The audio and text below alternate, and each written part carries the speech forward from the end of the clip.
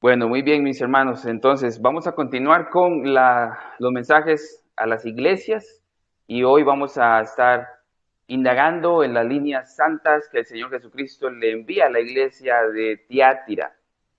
Algunos dicen Tiatira, bueno, Tiatira o Tiatira, bueno. Y el verso lo encontramos en el capítulo 2 del 18 al 29. Entonces, vamos a leerlo así rápidamente. Escribe el ángel de la iglesia de Tiatira, el Hijo de Dios que tiene los ojos como llama de fuego y sus pies son semejantes al bronce bruñido, dice esto. Yo conozco tus obras, tu amor, tu fe, tu servicio y tu perseverancia, y que tus obras recientes son mayores que las primeras.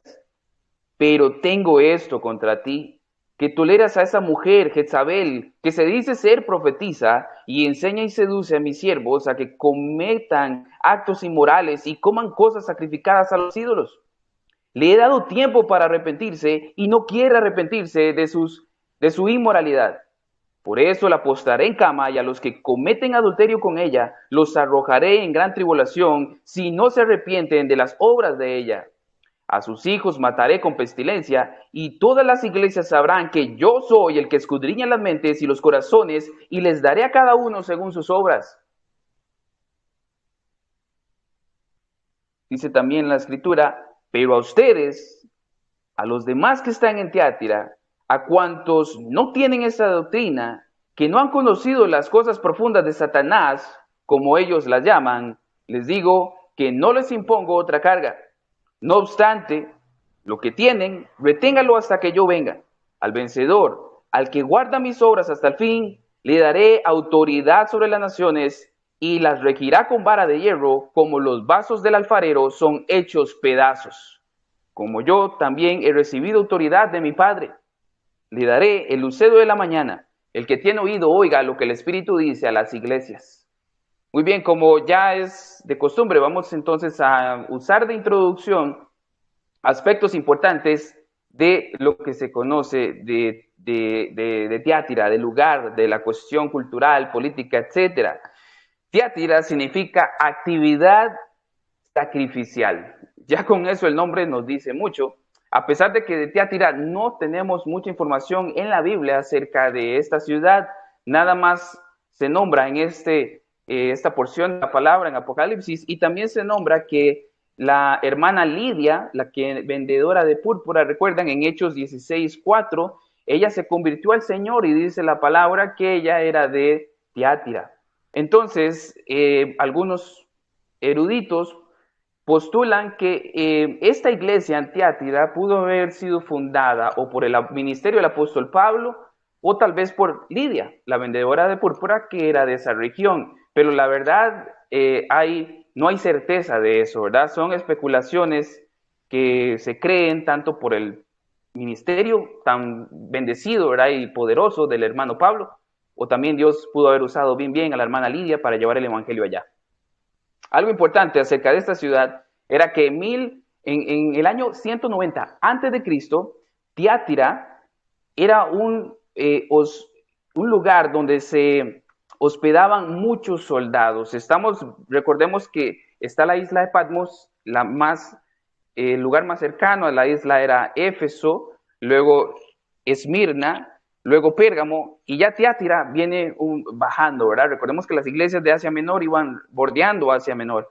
Este lugar de Tiátira era como un valle, era importante, habían dos ríos que corrían a los lados de la ciudad.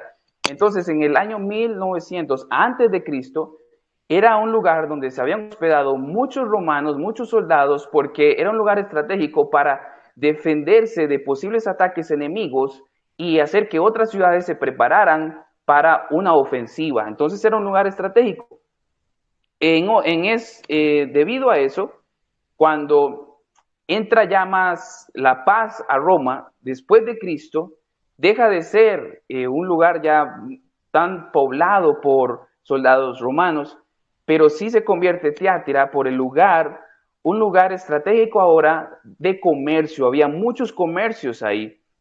Y recordemos que la cuestión de los gremios que hemos hablado anteriormente continuaba ejerciéndose en Tiátira, es decir, repasemos. Recuerden que si alguien tenía el oficio de panadero, de herrero, etcétera, debía, para ejercer ese oficio, pertenecer a un gremio, ¿verdad? Y para pertenecer a ese gremio era debido, obligatorio, adorar al Dios que se adoraba en ese gremio. Cada gremio tenía sus cultos paganos, sus dioses paganos, y era necesario participar en la idolatría y la adoración a esos falsos dioses. Eso les permitía a ellos ser entonces parte de esos gremios y ejercer su oficio, su trabajo, y por ende traer alimento y sustento a sus hogares.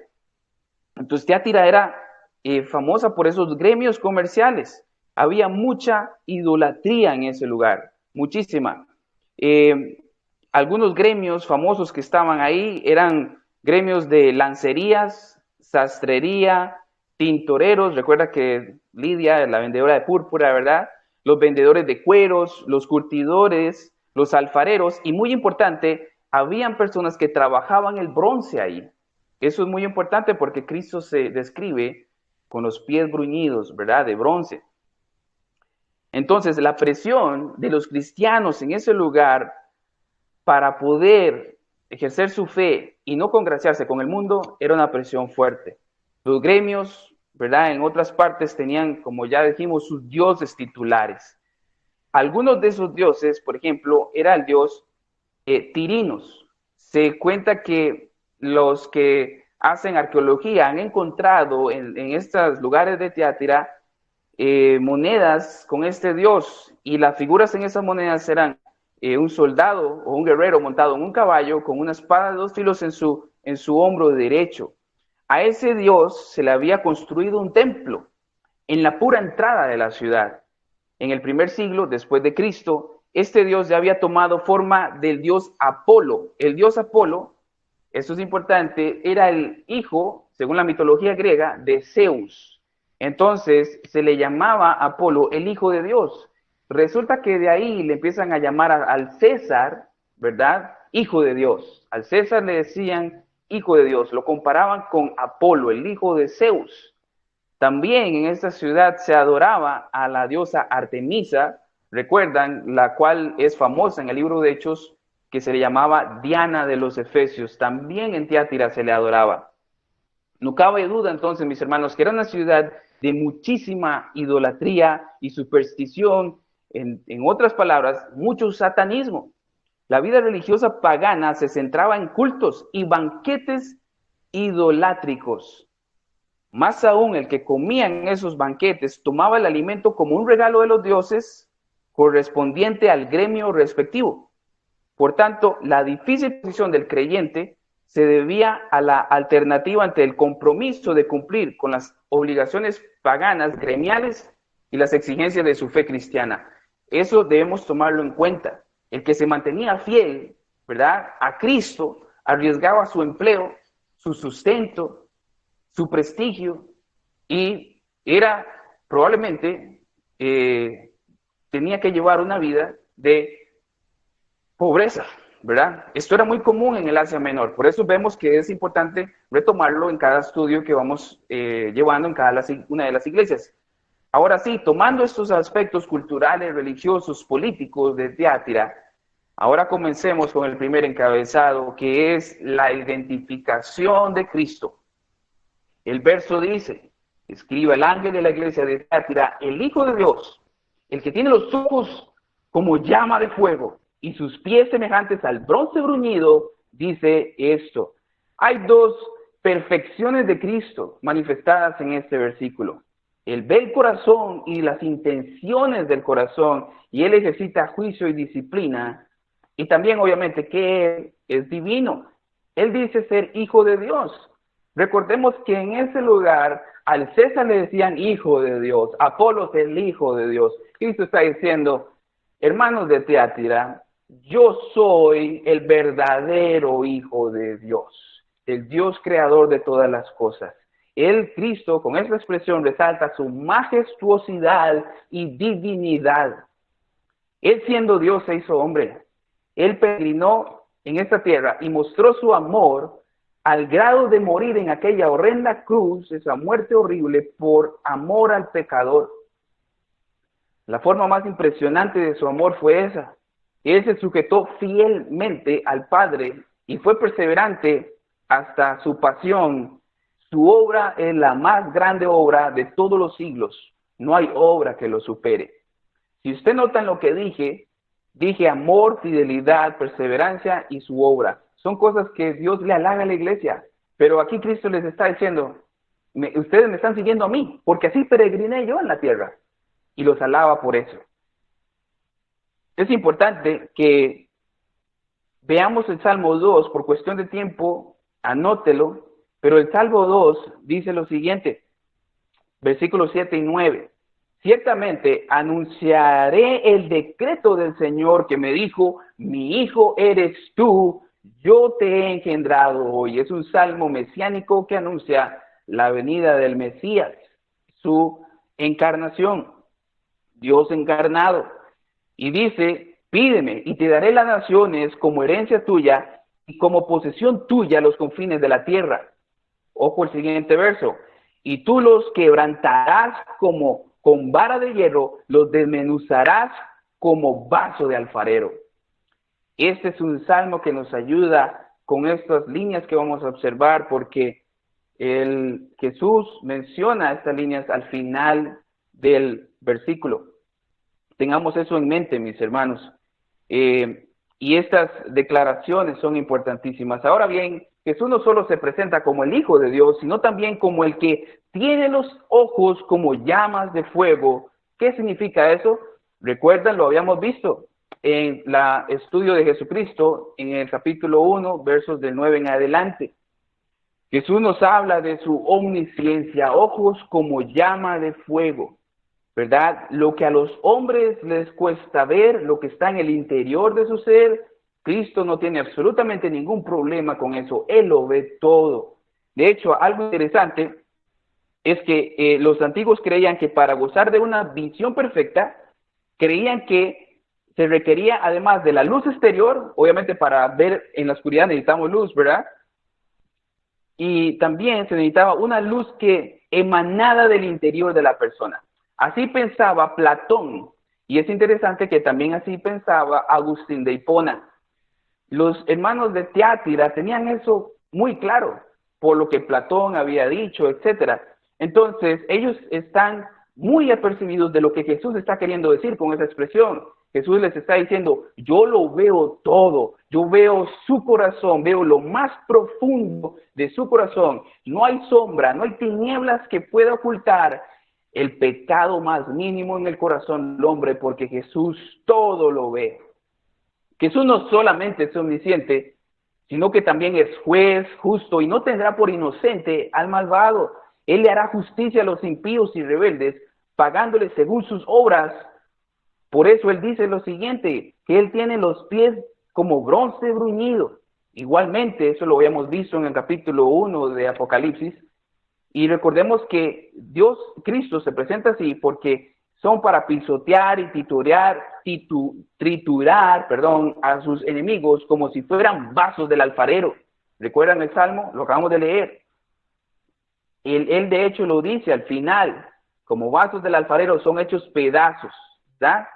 Ese es nuestro Dios, un juez justo que lo ve todo, y porque Él es 3 veces santo, Él debe hacer justicia y castigar toda maldad y disciplinar a los hijos, porque de eso se tratan las cartas, de alabanzas, disciplinas, correcciones y cosas que Jesús ve, que los mismos hermanos en las iglesias no podían ver, no estaban viendo el pecado que había alrededor, pero Jesús lo ve y Jesús lo señala. De hecho, Apocalipsis 2:27 dice acerca de Jesús, y las regirá con vara de hierro, como los vasos del alfarero son hechos pedazos. Salmos 2:9, lo acabamos de leer, tú los quebrantarás con vara de hierro, los desmenuzarás como vaso del alfarero. Y me encanta Isaías 63:3. Esas citas las puedes ir anotando, y como dijo mi hermano al inicio, con un corazón bereano usted va y estudia la palabra. Pero dice Isaías 63:3, el lagar lo he pisado yo solo, de los pueblos ningún hombre estaba conmigo. Los pisé en mi ira y los aplasté en mi furor. Su sangre aplicó mis vestiduras y manché todo mi ropaje. Igual, esto habla de Cristo, su venida. Él es un juez justo, Él es un Dios de ira. Y yo hago un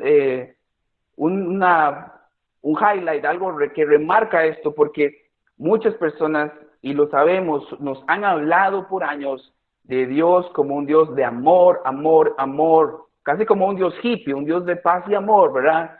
Pero la Biblia también nos habla de que Cristo es un Dios de ira. Cristo también es un Dios de ira, y los que no están, los que no han venido a Cristo en arrepentimiento y fe, lo que están acumulando día tras día es ira para el día del juicio.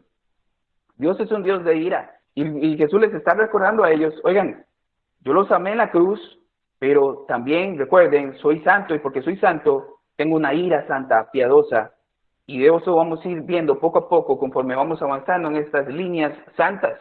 Como Jesús es juez justo, Él es también un Dios de ira, su ira es santa y perfecta. Los de Tiatira entonces comprendían muy bien eso, y más que, como vimos, habían trabajos en la ciudad de Tiatira con el bronce, había gente que trabajaba el bronce, entonces lo entendían muy bien. Estas perfecciones de Cristo resaltan entonces su presentación son su omnisciencia, su justicia, su divinidad, su majestuosidad. Veremos cómo Él entonces ejecuta sus juicios. Como Cristo lo observa todo, con su vista sobrenatural, Él comienza entonces señalando las cosas que alaba esa iglesia de Tiatira, lo cual observamos en el siguiente verso, y eso entonces introduce el siguiente encabezado, que son las alabanzas a la iglesia.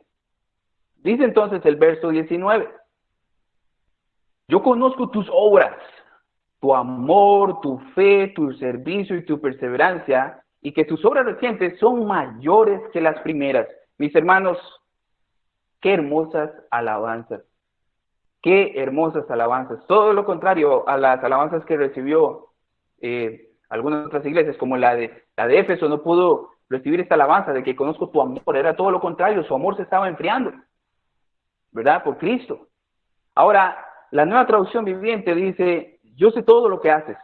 En lugar de decir, yo conozco tus obras, ella dice, yo sé todo lo que haces. Resaltando, o sea, Jesús está diciendo, yo lo veo todo, y no crean que no estoy viendo todo lo que hacen. Y lo primero que dice es el amor. Ágape en griego, un amor activo, distintivo del verdadero discípulo de Cristo y bien ejercitado en obras de misericordia y beneficencia. No debe confundirse con la alcahuetería, hermanos. Y es que ahí es donde están muchas iglesias fallando. Piensan que Dios es amor, pero lo confunden este amor con la alcahuetería. Dios no es un Dios alcahueta que todo lo pasa por alto. Él está diciendo, yo no paso por alto lo que están haciendo bien, y no paso por alto lo que tienen que ajustar, calibrar, para no decir lo que están haciendo mal, ¿verdad? En Juan 13:35, Jesús mismo dice, en eso conocerán todos que son mis discípulos, si se tienen amor unos a los otros. Esta iglesia era una iglesia de amor. Jesucristo le está diciendo, ustedes se aman, ustedes saben que la vida allá afuera es difícil, que hermanos en la iglesia están pasando necesidad porque no quieren doblar sus rodillas ante ese Diosito, ¿verdad? Con D minúscula que se llama César. No quieren adorar a Apolos ni a Diana de los Efesios, por ende no encuentran trabajo en esos gremios. Pero esta iglesia decía, mis hermanos, aquí hay un poquito de pan, aquí hay un poquito de vino, aquí hay techito, aquí hay. Adoremos a Cristo, sigue fiel a Cristo. Es ese amor que Cristo resalta en ellos. A manera de aplicación, hasta aquí, Mateo 24:12 dice, y debido al aumento de la iniquidad, el amor de muchos se enfriará. A pesar de la posición geográfica de Tiatira y todo su sistema pagano que describimos en la introducción, hermanos, vemos que Tiatira tenía un amor, hermanos, efervescente, era un amor que crecía. O sea, no es que lo estaba ahí, eran cosas que iban en aumento. Entonces, nuestro amor debe ser efervescente. Debemos, hermanos, ¿cuánto nos falta por amar? Nos falta mucho por amar. Necesitamos estar conectados con la fuente de amor que es Cristo. Y debemos ser reconocidos como iglesia por el amor que nos tenemos, por el amor que tenemos hacia las personas, ¿verdad? No por la alcahuetería. debe ir en aumento. Los unos por los otros, cuidarnos los unos a los otros, llorar con los que lloran y gozarnos con los que se gozan. Cada ocasión para servir es una ocasión para amar. Cada ocasión para servir es una ocasión para amar. Un amor sincero. De hecho, me encanta cómo la Nueva Traducción Viviente describe la lista del amor en 1 Corintios 13, del 4 al 7. Dice, el amor es paciente y bondadoso. El amor no es celoso, ni fanfarrón, ni orgulloso, ni ofensivo. No exige que las cosas se hagan a su manera. Leo eso otra vez. No exige que las cosas se hagan a su manera. No se irrita ni lleva un registro de las ofensas recibidas. No se alegra de la injusticia, sino que se alegra cuando la verdad triunfa. El amor nunca se da por vencido, jamás pierde la fe, siempre tiene esperanzas y se mantiene firme en todas circunstancias. Hermoso. Me llama la atención esas dos cosas. No exige que las cosas se hagan a su manera y no se irrita ni lleva un registro de las ofensas recibidas. Hermanos, el amor perdona. El amor sabe que lidiamos con gente imperfecta, gente pecadora en la iglesia, que somos humanos, que fallamos, que no podemos ser perfectos, pero el amor debe triunfar en la iglesia.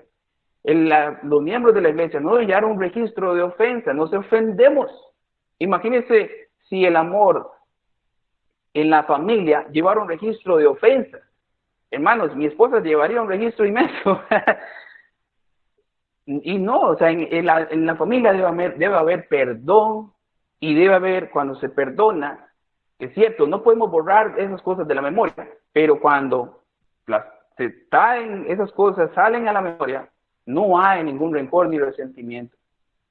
No hay nada de eso. El amor no guarda un registro de ofensas. Igual en la iglesia, nos amamos, nos perdonamos porque entendemos y conocemos que somos pecadores, redimidos por la gracia de Cristo, pero aún pecadores fallamos. Y eso debe ser luz en la iglesia. Es la forma en que mostramos amor. Y esta era la iglesia de Tiatira. Ahora, los hermanos no solamente tenían amor, sino también fe.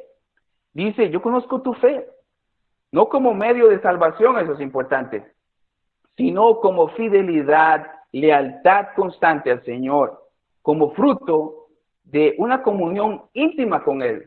Porque algo es importante, mis hermanos, cuando nos falta la fe, es porque tal vez nos está faltando estudio bíblico, nos está faltando venir a las Escrituras para estudiarlas y conocer mejor al autor y consumador de la fe. Él es el que perfecciona la fe, es el que consuma la fe. Si nos falta la fe es porque no estamos pasando tiempo con la palabra de Dios, estamos más pasando tiempo con la televisión, que lo que hace es, hermanos, atacar nuestra fe, porque todo lo pinta gris y oscuro. La televisión nos está pintando las noticias, es un panorama horrible, horrible, mis hermanos, para todo el tipo de población, para los matrimonios, para los que están solteros, para los niños, para los empresarios, para las iglesias. En la televisión vemos nada prometedor, no hay luz ni solución y muchos están pensando en que la solución la va a traer un político. No, la solución es Cristo, pero a Cristo lo conocemos en la Escritura, entonces el cristiano debe estar en la Escritura, nutriendo la fe, confiando en las promesas de Él, que son en Él, en sí y en el amén. En Él tenemos las promesas para con nosotros. Él es nuestro pastor, nada nos va a faltar. Aunque andemos por valle de sombra de muerte, no temeré mal alguno. Tu vara y tu callado me infunden aliento. Él adereza mesa delante de mis angustiadores. El Salmo 23, salmo para todos nosotros. Alimentémonos de esa fe.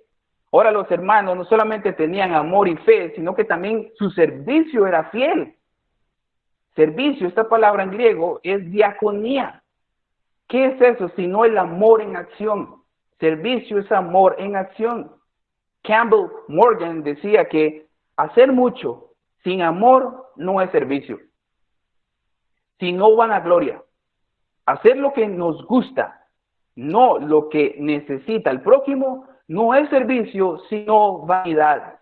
Estar dispuesto a hacer un banquete o a dar un banquete, pero no un vaso de agua fresca, no es servicio, sino soberbia. Y es que esas son las cosas que el hombre no ve.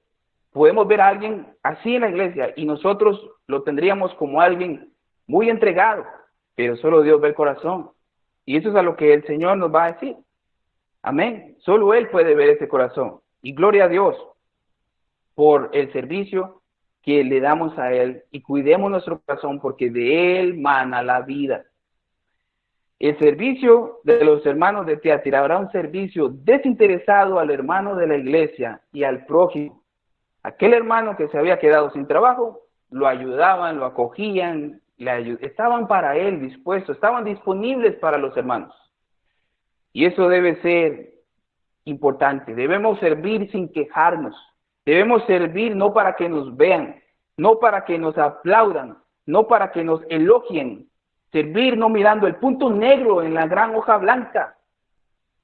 Ahora el hecho que la iglesia fuese tan servicial quería decir que sus miembros entonces tenían dones activos. Había una iglesia, como iglesia, gente salva, regenerada, y cada persona que ha sido salvada por la gracia soberana de Dios tiene por lo menos un don. Y ese don estaba activo en esa iglesia, había servicio. Por eso cada uno de nosotros debemos investigar qué don Dios nos ha dado y empezar a ejercitarlo, porque así empezaremos a servir con gozo y no quejándonos en la iglesia. Con gozo y no viendo el punto negro en la gran hoja blanca en la iglesia. Los hermanos no solamente tenían fe y amor y eran serviciales, sino que eran también perseverantes, o como dice la Reina Valera, pacientes. Es un sentido de aguantar, de aguante, como una fuerza especial que la caridad, el amor de arriba, da para sufrir con santa resignación. De hecho, dice, ¿verdad? Corintios 13:7, el amor todo lo soporta.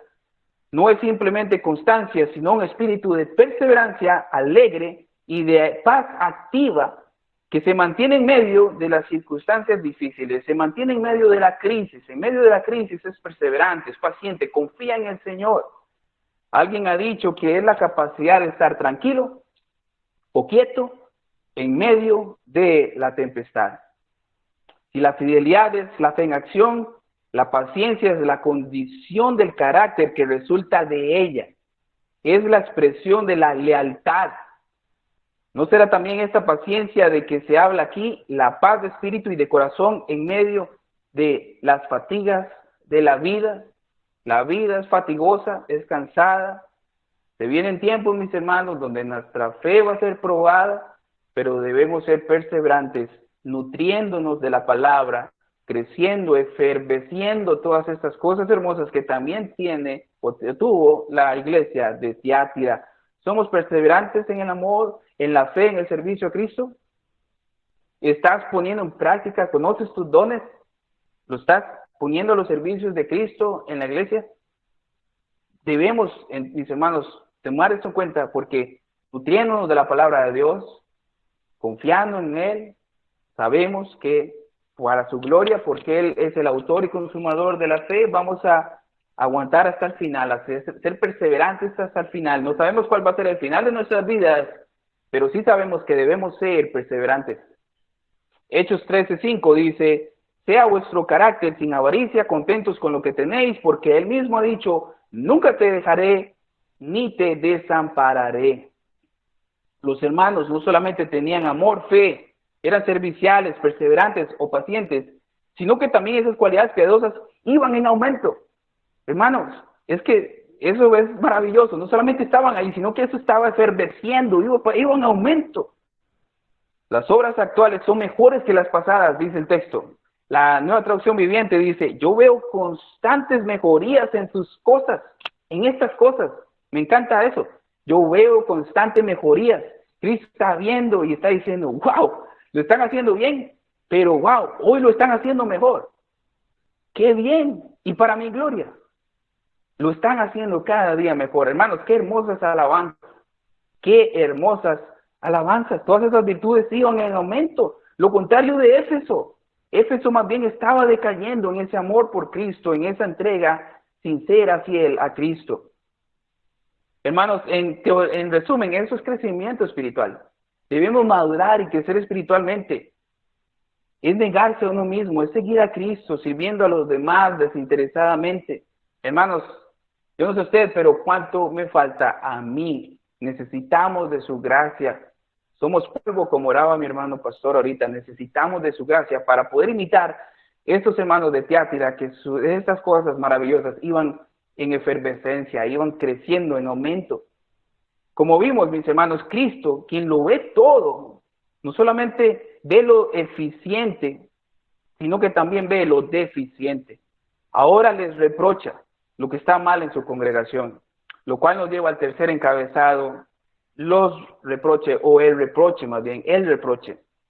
En el verso 20 dice, pero tengo esto contra ti, que toleras a esta mujer Jezabel, que se dice ser profetisa, y enseña y seduce a mis siervos a que cometan actos inmorales y coman cosas sacrificadas a los ídolos.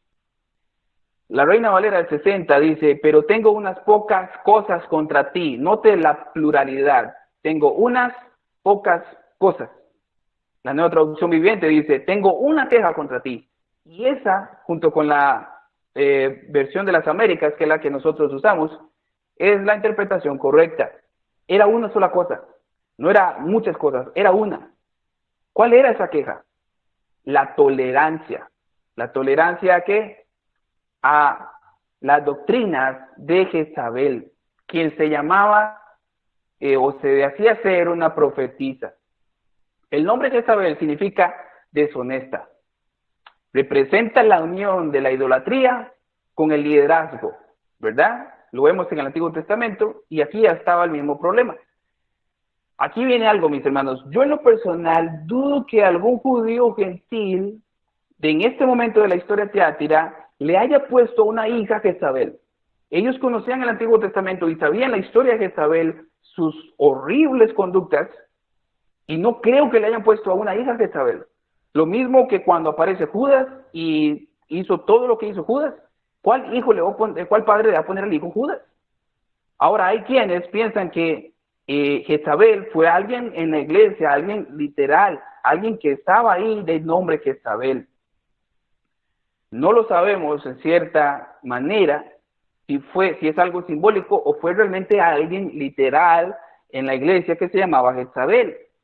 El punto es que ella tenía una doctrina que llevaba unas conductas que Dios no aprobaba y los hermanos en la iglesia la estaban tolerando. Eso es el problema, la tolerancia en la iglesia a una doctrina que Dios no aprobaba y que estaba llevando a otros en la iglesia a tener conductas horribles de inmoralidad y de idolatría.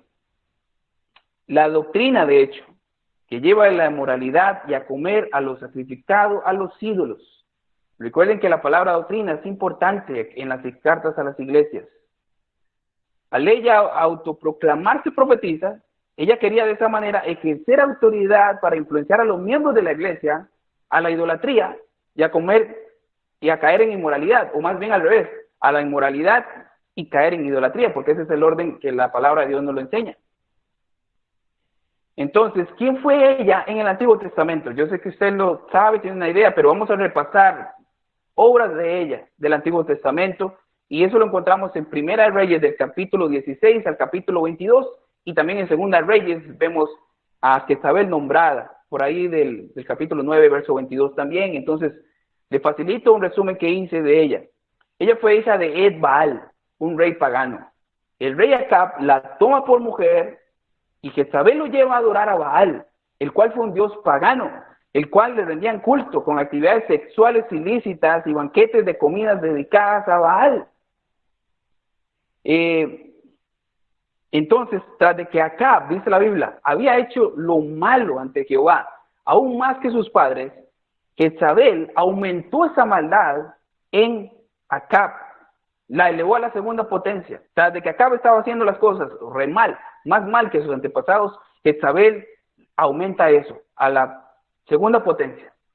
Pecado tras pecado horrible en la vida, en el reinado de Acab, por causa de esta mujer. Ella mandó a matar a los profetas, o al profeta Elías. ¿Se acuerdan cuando Elías mató a muchos de los sacerdotes de Baal? Ella arrancó en ira y mandó a matar a Elías.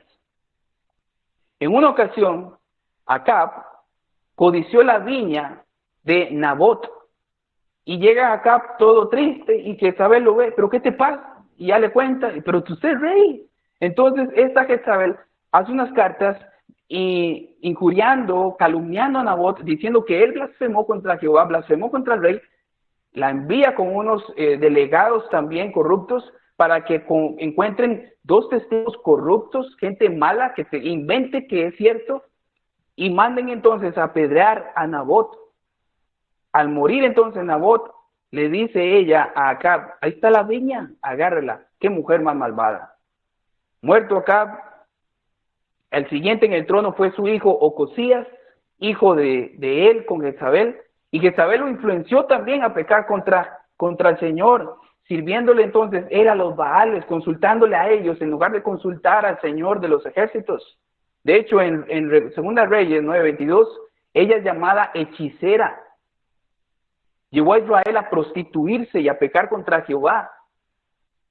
¿Por qué llamamos prostituirse? Porque Israel dejó al Señor y empezó a adorar a sus dioses paganos, a los Baales. Eso la Biblia le llama prostitución o adulterio espiritual. Llevó a pecar a todo Israel. De hecho, un verso que a mí me llama la atención es que constantemente cuando usted lee la historia, dice que provocó a ira a Jehová. Y sus frases similares sea una oración, esa oración es una oración constante en esa historia. Y notemos que Jesús toma esa historia para hablarle a Tiatira, y Jesús se presentó como aquel Jesús que también es un Dios de ira y que va a aplastar a sus enemigos. Y en la historia de Jezabel vemos como ellos provocaron a ira a Jehová, es decir, esta iglesia al tolerar estas doctrinas que llevaban a esas prácticas de idolatría, de inmoralidad sexual, estaban provocando a ira a Jesús. El razonamiento de esa doctrina, ahora en el contexto de la iglesia, era ese, como explica el hermano William Hendrickson, interpretando tal vez el pensamiento de esta doctrina de esta mujer Jezabel. En esta situación difícil, dice él, el hambre, la persecución, el desempleo, al no estar afiliado a ningún gremio, la profetisa Jezabel fingió saber la solución verdadera del problema, la salida de la dificultad. Aparentemente, arguyó así: para poder vencer a Satanás, tienes que conocerle. Jamás podrás vencer el pecado a menos que lo hayas conocido a fondo por medio de la experiencia.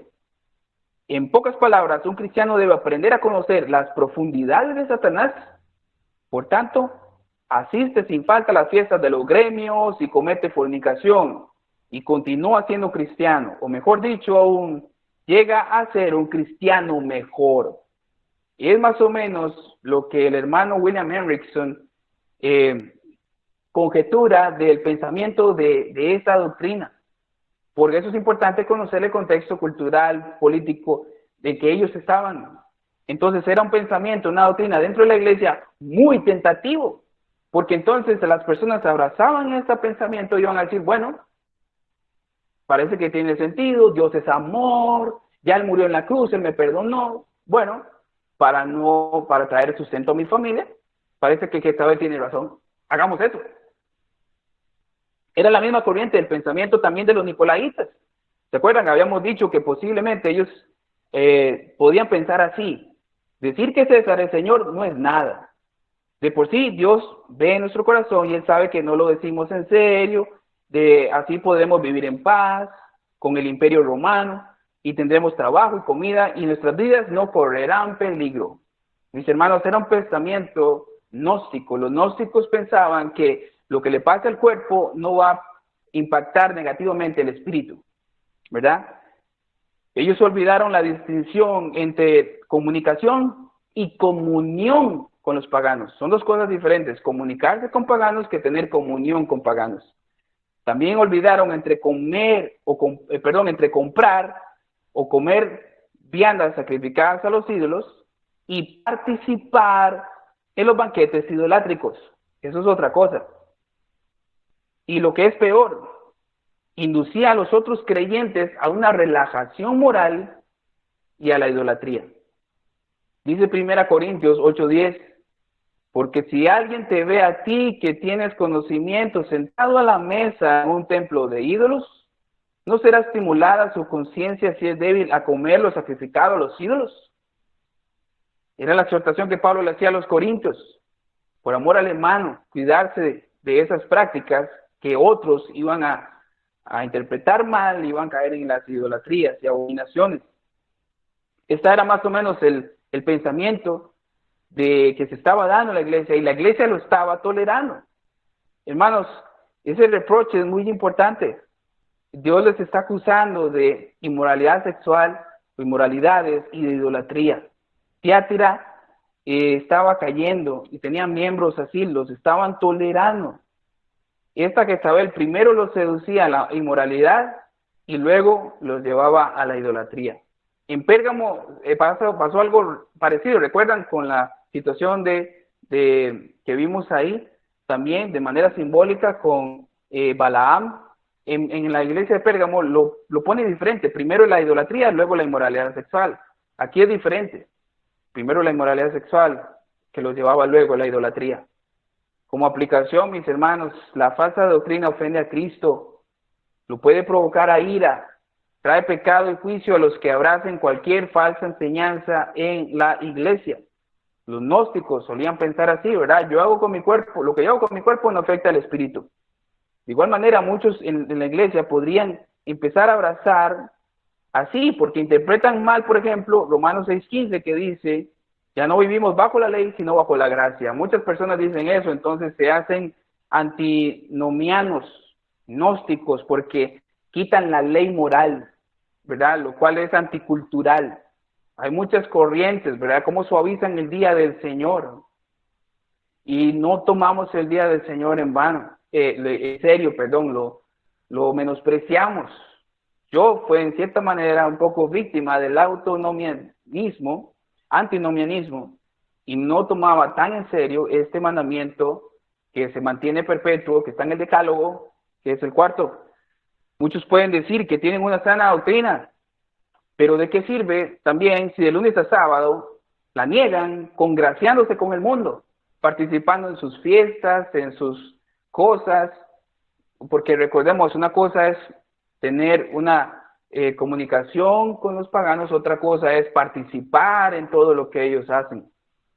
Ahora, mis hermanos, pensemos en algo. Vamos a ver ahora los juicios de Cristo, pero antes de eso, ¿por qué Cristo hace unos juicios tan severos? El verso 21 nos da algo muy importante, porque anuncia una sentencia tan severa, pero es por lo que dice el verso 21, ¿verdad? ¿Por qué el juicio severo? Ese es mi cuarto encabezado. Dice el verso 21. Le he dado tiempo para arrepentirse y no quiere arrepentirse de su inmoralidad. Si usted ve la historia de Jezabel en el Antiguo Testamento, Jezabel tuvo mucho tiempo para arrepentirse. Mucho, ¿verdad? ¿Pero qué hizo? Matar profetas, perseguir profetas. Siguió en su necedad y nunca quiso arrepentirse. Estos hermanos de Tiatira, Cristo les estaba dando tiempo para arrepentirse. Aquí vemos el amoroso y paciente amor de Cristo al esperar arrepentimiento de aquellos, ¿verdad? El problema es que el pecado, mis hermanos, endurece. Como alguien ejemplificó, el pecado va produciendo un callo y ya no duele tanto, ya no incomoda tanto porque se hizo un callo, ¿verdad? El corazón entonces se rehúsa a arrepentirse. En este versículo aparece la infinita longanimidad y misericordia del Señor. Mis hermanos, 3 veces sale aquí el verbo arrepentirse, entre este versículo y el siguiente, pero ellos no querían arrepentirse.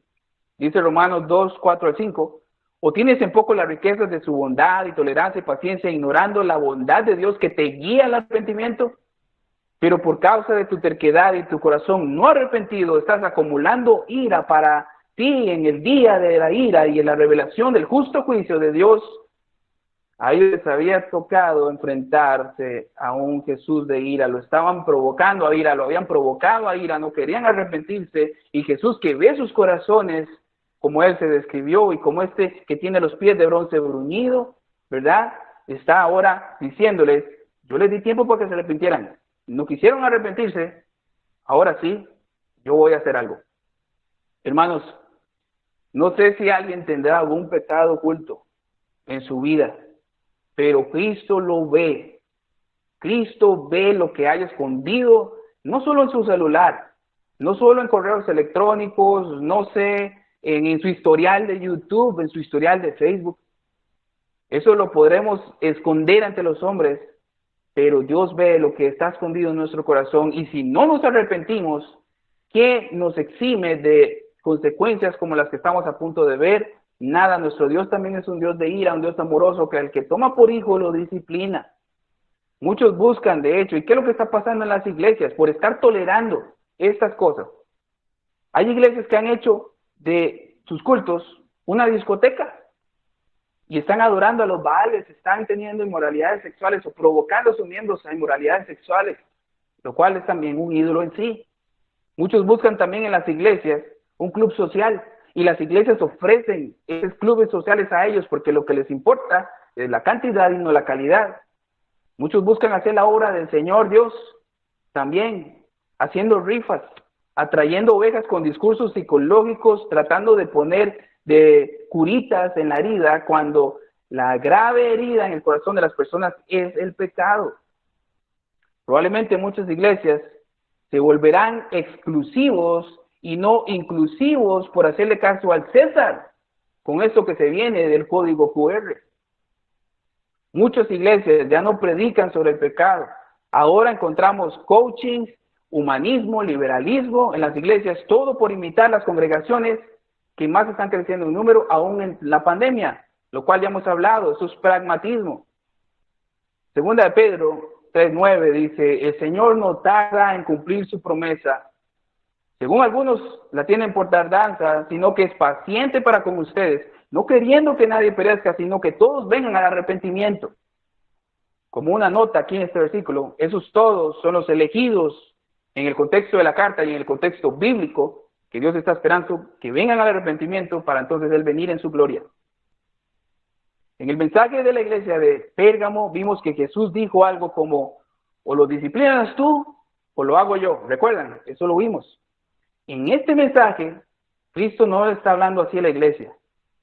Él dice, Él mismo va a disciplinar a esta gente por su inmoralidad y por la idolatría. Él no le está diciendo eso a esta iglesia. Aquí Jesús dice: no, árame en campo, aquí entro yo directamente, porque lo que está pasando está en su corazón, yo lo veo y yo entro ahí. Por eso, mis hermanos, ninguna iglesia, considero yo, va a ser perfecta en la disciplina eclesiástica, porque ninguna de la iglesia podemos ver el corazón como lo ve Jesús. Pero Jesús sí lo ve, y Jesús ayuda a la iglesia en la disciplina, en ese aspecto, ¿verdad? Solo Él es perfecto.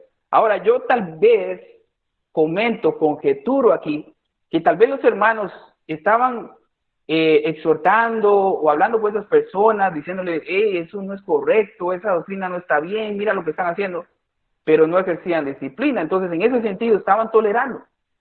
No justificaban sus actos, no estaban de acuerdo, pero no había disciplina en ese aspecto, ¿verdad? Firme, y había tolerancia. Y eso estaba mal. Entonces, Jesús dice: aquí voy yo entro en esto. Entonces, no quisieron arrepentirse. Entonces Jesús ahora dice en el verso 22 y 23, por eso, como no quisieron arrepentirse, la postraré en cama, y a los que cometen adulterio con ella los arrojaré en gran tribulación si no se arrepienten de las obras de ella.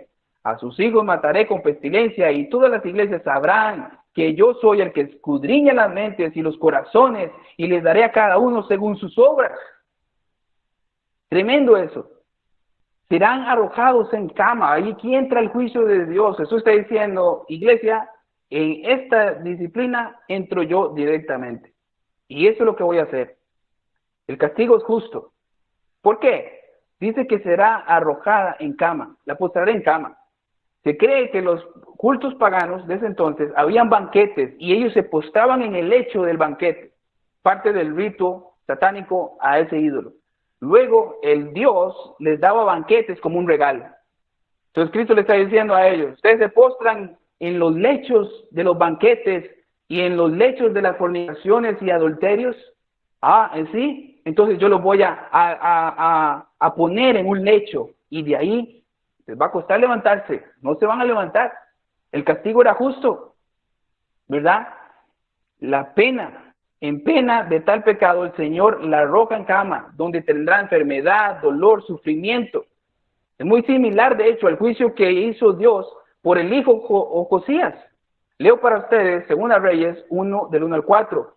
Después de la muerte de Acab, Moab se rebeló contra Israel. En Samaria, Ocosías se cayó por la ventana de un aposento alto, ojo, y se enfermó. Entonces envió mensajeros diciéndole, vayan, consulten a Baal, Zebud, Dios de Ecrón, si he de sanar de esta enfermedad. Pero el ángel del Señor le dijo a Elías, el tisbita, levántate, sube al encuentro de los mensajeros del rey de Samaria y diles, ¿acaso no hay Dios en Israel para que ustedes vayan a consultar a Baal Zebud, Dios de Ecrón? Por tanto, así dice el Señor, no te levantarás del lecho donde te has acostado, sino que ciertamente morirás. Entonces Elías se fue. Ven, hermanos, entonces yo por eso en lo personal creo que Jezabel en esta historia es simbólico, porque Jesús está agarrando los ejemplos de la historia y está explicando cómo va a ejercer la disciplina. Si usted interpreta que es literal, no hay ningún problema porque en eso no hay luz. Lo importante es lo que estamos viendo, que había tolerancia y que Cristo va a ejercer disciplina. Él ve lo más profundo del corazón. Para él no hay cosa oculta que se haga en las tinieblas, que no esté visible ante él, y él debe agarrar a sus hijos que ama y decirles que se arrepientan, y si no quieren arrepentirse, viene la disciplina del parte del Señor. No solamente serían arrojados en cama, sino también tendrían gran tribulación sus seguidores.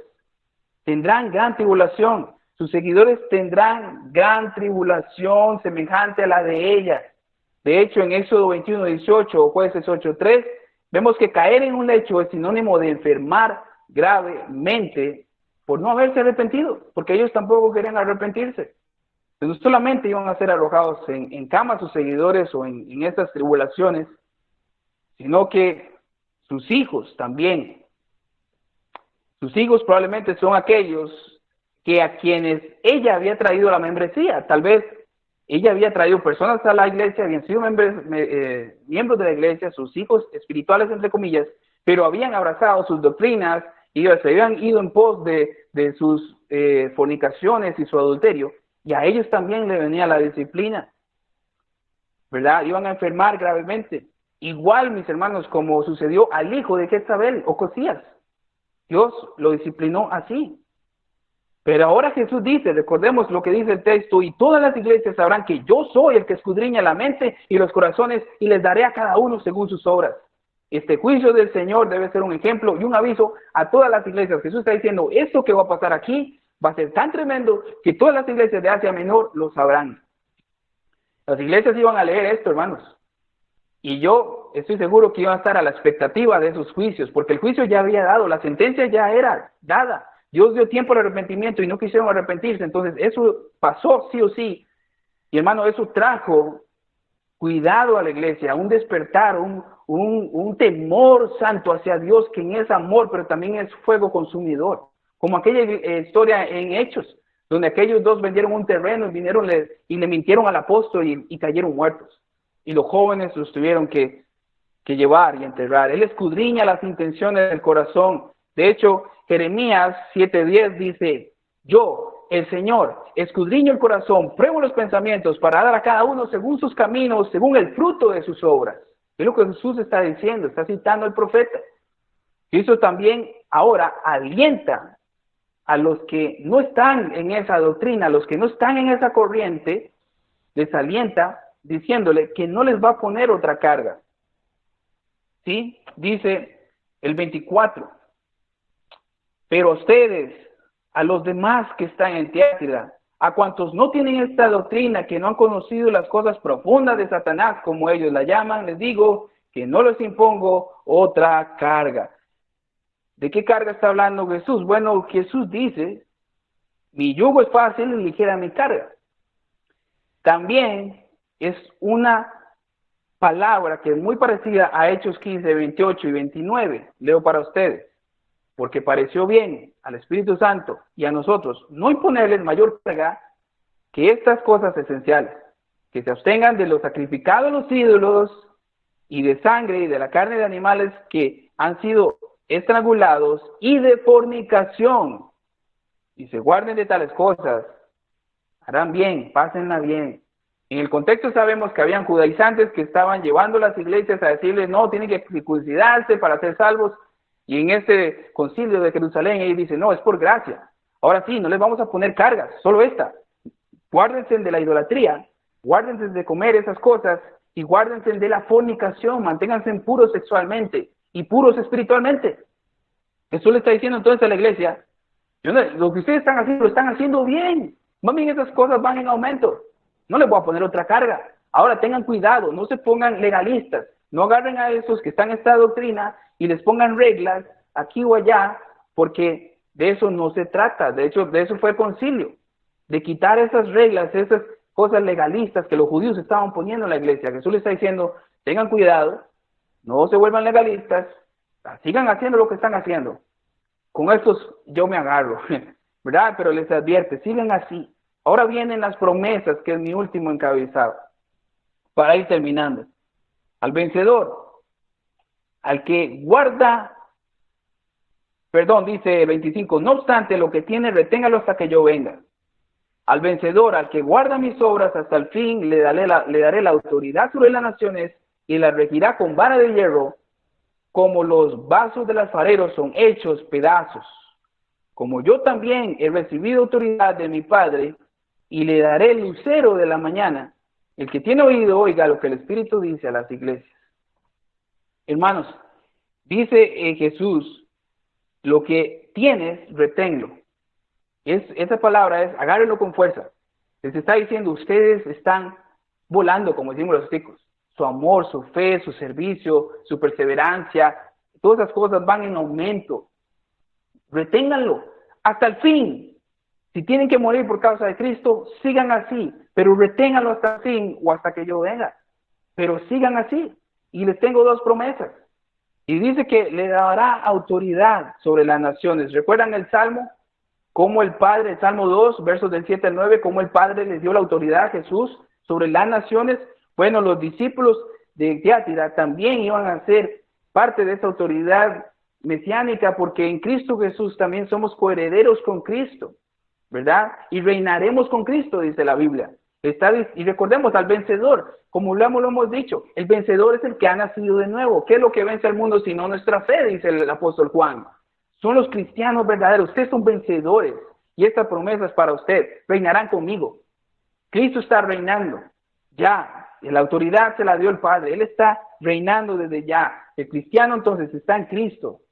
Y reinará con Cristo. Y juzgará con Cristo. Dice la Biblia en Corintios que ¿no sabéis que ustedes juzgarán al mundo y hasta los ángeles? ¿Verdad? Nosotros juzgaremos al mundo. Ahorita el mundo se burla de la iglesia. Hay pocas oportunidades para el cristiano en el mundo, para surgir en el mundo. Pero ¿sabe qué? El que ríe de último ríe mejor. Nosotros juzgaremos al mundo, juzgaremos a los pecadores con Cristo. Y dice también, se le dará el lucero de la mañana. Mis hermanos, el lucero de la mañana es Cristo. Él es el lucero de la mañana. Jesús está diciendo, comparto mi gloria con ustedes, estaré con ustedes, les amo, yo me doy a ustedes. Hermanos, es como Cristo diciéndole a ellos, ¿saben qué? Dejando a un lado lo de la tolerancia, aquí estoy con ustedes porque están haciendo un excelente trabajo. De que esto lo van a corregir, ¿verdad? Van a cuidarse de estas doctrinas porque lo que iba a hacer Cristo era algo que se iba a hacer famoso en las iglesias. Y Cristo le está diciendo, yo soy el lucero de la mañana, yo me doy a ustedes, les voy a estar alimentando esa fe. Él lo prometió, Él es el autor y consumador de la fe. Él se da a la iglesia, es Jesús diciéndole, yo sigo siendo su cabeza, yo estoy con ustedes. Hermanos, como conclusión, dice la palabra, que el que tiene oído oiga lo que el Espíritu dice a las iglesias. Como siempre decimos, este mensaje también es para nosotros. Repasando aplicaciones, tal vez añadiendo más, mis hermanos, cuidémonos de lo que pasa en nuestra mente. En Romanos capítulo 12 dice que nos renovemos nuestros pensamientos, que no nos conformemos a este mundo, sino que seamos transformados por medio de la renovación de nuestro entendimiento para que comprobemos cuál es la buena voluntad de nuestro Padre, que es perfecta. ¿Cómo estamos entonces nosotros alimentando nuestra mente para poder guardar nuestra mente de cualquier corriente del mundo? ¿Sabe cuál era el problema en Pérgamo? Recuerdan que el trono de Satanás estaba en la ciudad y ahí estaba el centro de operaciones. El problema con Tiatira era que el centro de operaciones de Satanás estaba dentro de la iglesia ya. Ya estaba ahí con este pensamiento de esta Jezabel, porque tenía autoridad en la iglesia de una forma que estaba envenenando a otros. Entonces, como iglesia debemos velar por la doctrina. Como padre de familia, vele por la doctrina. Discipulemos a nuestras familias. Tenemos hijos que tienen que ir creciendo. El futuro de la iglesia. Cuidémonos de las corrientes del mundo, de lo que el mundo nos quiere inyectar. Cuidémonos de la inmoralidad sexual. Mantengámonos puros. Si algo nos hace tropezar, eliminemos eso lo que nos haga tropezar. Andemos en pureza, que Dios ve en nuestro corazón. Y Dios no se le pasa nada, Cristo lo ve tu corazón. Y sigamos con guardando esas intenciones del corazón. Guardémonos de la vanagloria, sirvamos con fidelidad, sin quejarnos, sirviendo a Cristo. Sabemos que servimos a Cristo fielmente hasta que Él venga. Proclamemos a Cristo en donde podamos, cuando podamos, que la luz de Cristo brille en nuestras vidas y que Dios nos guarde de tolerar doctrinas falsas, conductas inmorales o idolatrías en las iglesias. Nosotros le estamos enseñando a nuestro hijo la idolatría. Una vez lo disciplinamos porque tiene un robot que le gusta mucho y le dimos disciplina y también le escondimos el robot y él lloró más por el robot que por la disciplina. Entonces yo le decía a mi esposa, eso es la idolatría. El niño, todo niño nace para adorar o a Dios o a algo. Y en ese momento mi hijo estaba mostrando cuánto adoraba, su corazón estaba inclinado al amor a ese robot, lo cual Dios nos permitió observar esa conducta, lo cual aumentó los días o las horas que ese robot estuvo escondido. Y fue una oportunidad de discipular a nuestro hijo. Hoy de hecho le hablamos de eso. Nuestro corazón va a amar algo, o a Dios o a alguna otra cosa.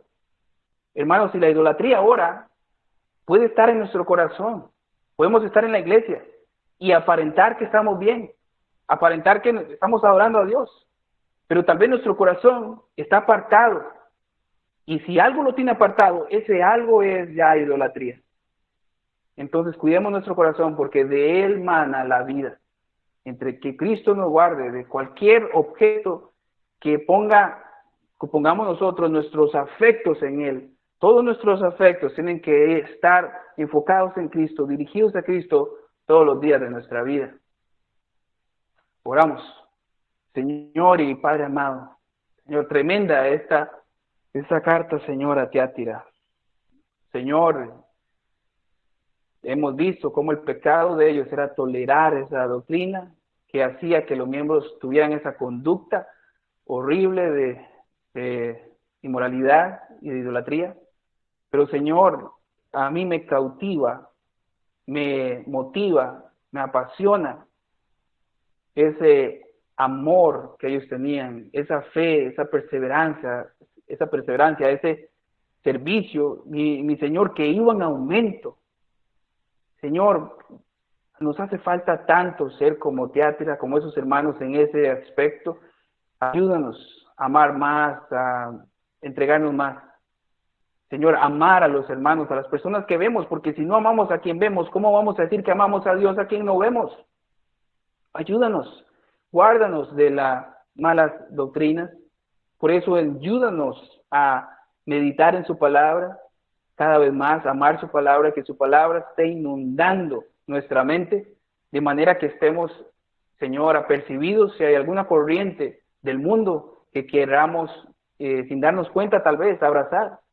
Porque el diablo se disfraza de ángel de luz, porque muchos dicen decir la verdad, pero hay mentiras en esas verdades que ellos dicen y no son verdades. Guárdanos, ayúdanos, te necesitamos. Como oraba mi hermano, Señor, somos polvo. Sin ti nada podemos hacer.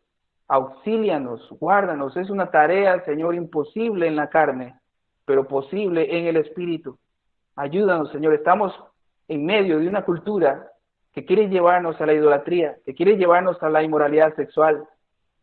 Esta cultura es una cultura hedonista, adora el cuerpo, le hacen culto al cuerpo. Cada domingo lo vemos cuando vamos camino al culto que te damos, Señor. Vemos eso en vivo y a todo color, el hedonismo, el culto al cuerpo, Señor.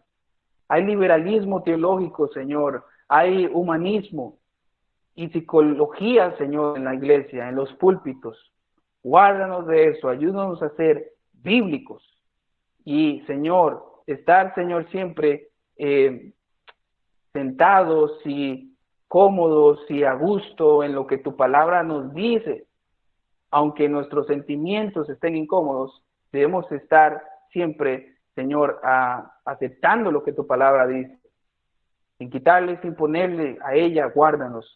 Permite, Señor, que nos mantengamos firmes en el camino, en la senda, y no nos desviemos ni a izquierda ni a derecha. Que si vamos a servirte, lo hagamos de la manera más bíblica posible. Que no adaptemos formas ni estrategias que muchas iglesias tienen y que han adoptado del mundo y del paganismo. Líbranos de toda idolatría, Señor. Bendice a mis hermanos. Gracias por las visitas que tenemos hoy.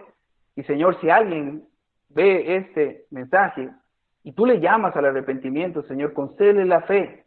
Concede arrepentimiento y fe para que vengan a Cristo, Señor, y se pongan a cuentas contigo si son cristianos, y si no vengan a Cristo pidiendo perdón por sus pecados, porque su palabra dice que la ira de Dios está sobre aquel que no quiere arrepentirse. Gracias, Señor, porque también sabemos, Padre, que todo cristiano en algún momento te ha fallado y tú en algún momento nos has disciplinado y nos gozamos en la disciplina, porque la disciplina nos afirma y nos muestra que somos tus hijos. Dice su palabra, si alguno Dios lo deja sin disciplina, es un hijo ilegítimo, es un bastardo. Gracias, Señor, por tu amorosa disciplina que en algún momento todos recibimos, y eso muestra que somos tus hijos. Ayúdanos, Señor, a tener temor de ti, miedo, un miedo santo, que nos permita, Señor, guardarnos del pecado. Ayúdanos a reconocer siempre cuán débiles somos y cuán necesitados somos de ti, como lo vimos el domingo. Ayúdanos a que si la prueba viene, estar confiados en tu gracia, en la escapatoria que tú das, para salir corriendo por la salida que tú das. Y gracias porque tú prometes auxiliar, que podamos venir al trono de la gracia para el oportuno socorro, dice su palabra. Tú eres nuestro socorro, quien nos guarda y nos libra, Señor. Ayúdanos a serte fiel y perseverar hasta la muerte. Venga lo que venga, no sabemos lo que va a venir. No sabemos qué gobierno nos va a tocar, no sabemos qué tan duro va a ser hoy en día vivir la vida cristiana.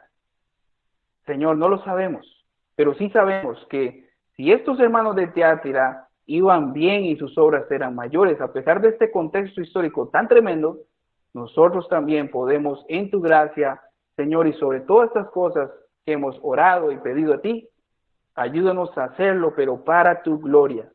Solo a ti la gloria. En tu nombre, Jesús, te adoramos y te damos gracias. Amén y amén. El Señor les bendiga, mis hermanos.